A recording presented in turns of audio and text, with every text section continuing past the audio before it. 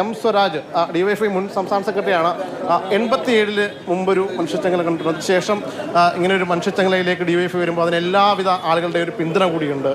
തീർച്ചയായും ഡിവൈഎഫ്ഐയുടെ ആഹ്വാനം ഇരുകൈയും നീട്ടി സ്വീകരിച്ചുകൊണ്ട് കേരളമാകെ ഈ മനുഷ്യച്ചങ്ങലയുടെ കണ്ണികളാകാൻ വേണ്ടി ഒഴുകിയെത്തുന്ന ആവേശനിർഭരമായ അനുഭവമാണ്.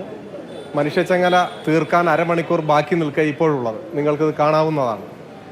4:30 ട്രയലാണ് ഡിവൈഎഫ്ഐ നിശ്ചയിച്ചിട്ടുള്ളത്. പക്ഷേ ട്രയലിൻ്റെ സമയമാകുമ്പോഴേക്കും മനുഷ്യച്ചങ്ങല ഒരു മനുഷ്യ മതിലായി മാറുന്ന അനുഭവമാണ് നമ്മളിവിടെ കാണുന്നത്. ഇത് കേരളത്തിൻ്റെ ഒരു വികാരമാണ്.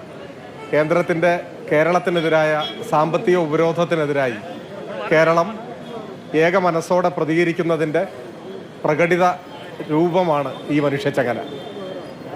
എന്തായാലും ഇനിയിപ്പോൾ ആ ട്രയലിലേക്ക് കടക്കുകയാണ്. ഒരല്പ നിമിഷം കൂടി കഴിയുമ്പോൾ ഇവിടെ ആ ട്രയൽ ആരംഭിക്കും. ഇപ്പോൾ വലിയൊരു ജനക്കൂട്ടം തന്നെ, വലിയൊരു ജനപങ്കാളിത്തം തന്നെ ഇതിനോടകം തന്നെ ഇവിടെ എത്തിക്കഴിഞ്ഞിട്ടുണ്ട്.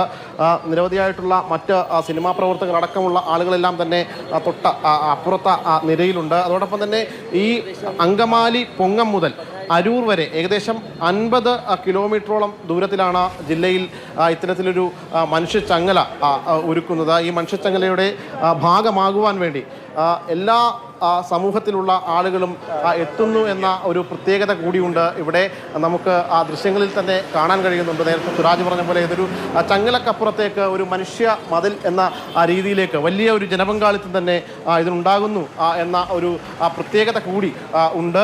എന്തായാലും കേന്ദ്ര സർക്കാരിനെതിരായ ഇത്തരത്തിലുള്ള കേന്ദ്രത്തിൻ്റെ സംസ്ഥാനത്തോടുള്ള ഈ അവഗണനയ്ക്കെതിരെ വലിയൊരു ജനപങ്കാളിത്തത്തോടു കൂടിയാണ് ഇങ്ങനെ ഒരു പ്രതിഷേധ കൂട്ടായ്മ ഇങ്ങനെ രൂപപ്പെടുത്തിയിരിക്കുന്നത്. ആ ഒരു പ്രതിഷേധം അത് ഒരു മനുഷ്യച്ചങ്ങല എന്ന രൂപത്തിൽ ഡിവൈഎഫ്ഐ നടത്തുമ്പോൾ അതിനോട് ഐക്യദാർഢ്യം പ്രകടിപ്പിച്ചുകൊണ്ട് വലിയ തരത്തിലുള്ള എല്ലാ തരത്തിലുള്ള ആളുകളും എത്തിച്ചേരുന്നു എന്ന പ്രത്യേകതകൾ ഇവിടെ നമുക്ക് ദൃശ്യങ്ങളിൽ കാണാം. സാനുമാഷ് അടക്കമുള്ള ആളുകൾ ഇങ്ങോട്ടേക്ക് ഈ മനുഷ്യച്ചങ്ങലയുടെ ഭാഗമാകുവാൻ വേണ്ടി എത്തിച്ചേർന്നിട്ടുണ്ട്. അതോടൊപ്പം തന്നെ കൊച്ചിയുടെ സാമൂഹിക സാംസ്കാരിക രംഗത്തെ നിരവധിയായിട്ടുള്ള മറ്റ് ആളുകളും ഇവിടെ എത്തിച്ചേരുന്നുണ്ട്.